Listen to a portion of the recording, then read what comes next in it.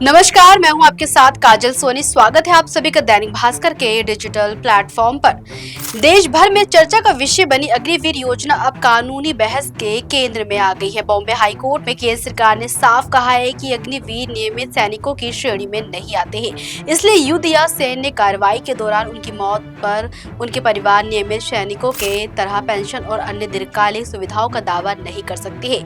ये मामला ऑपरेशन सिंदूर में जम्मू कश्मीर में जान गंवाने 23 वर्षीय अग्निवीर मुरली नायक से जुड़ा है, जिनकी मां ज्योतिबाई नायक ने अदालत में याचिका दायर कर अपने बेटे को नियमित सैनिकों की तरह सम्मान और परिवार को समान लाभ देने की मांग की है।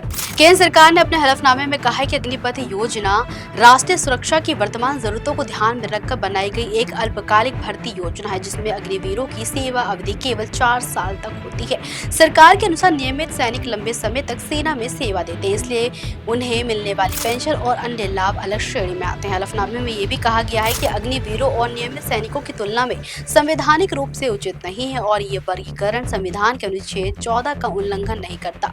सरकार ने अदालत को बताया कि मुरली नायक के परिवार को करीब 2.3 करोड़ रुपए का मुआवजा, बीमा कवर और अन्य आर्थिक सहायता दी गई है। साथ ही उनका अंतिम संस्कार पूरे सैन्य सम्मान के साथ किया गया और सेना की ओर से परिवार को शोक पत्र भी सौंपा गया। हालांकि सरकार ने ये भी स्पष्ट किया है कि सेना में आधिकारिक तौर पर शहीद शब्द का इस्तेमाल नहीं किया जाता है, बल्कि ऐसे मामलों को युद्ध में मारे गए के रूप में दर्ज किया जाता है।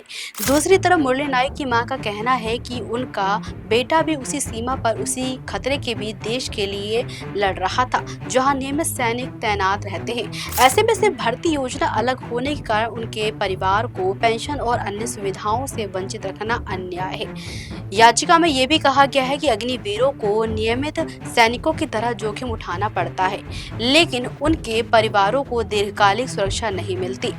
मुरली नायक आंध्र प्रदेश के सत्यसाई जिले के रहने वाले थे और अग्निपथ योजना के तहत सेना में भर्ती हुए थे।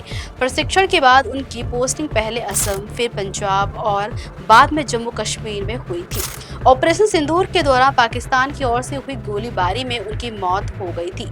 परिवार का कहना है कि मुरली ही उनके बुजुर्ग माता पिता का एकमात्र सहारा थे।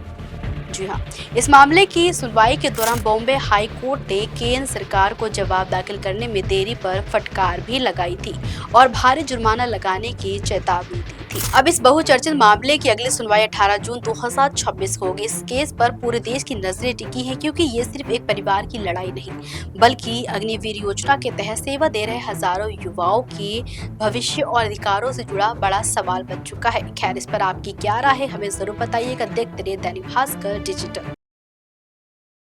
राजनीति हो या क्रिकेट, देश विदेश की ब्रेकिंग हो या आपके मोहल्ले की बड़ी खबर, सब मिलेगा एक ही ऐप में, सबसे तेज और भरोसेमंद। अभी डाउनलोड करें दैनिक भास्कर डिजिटल।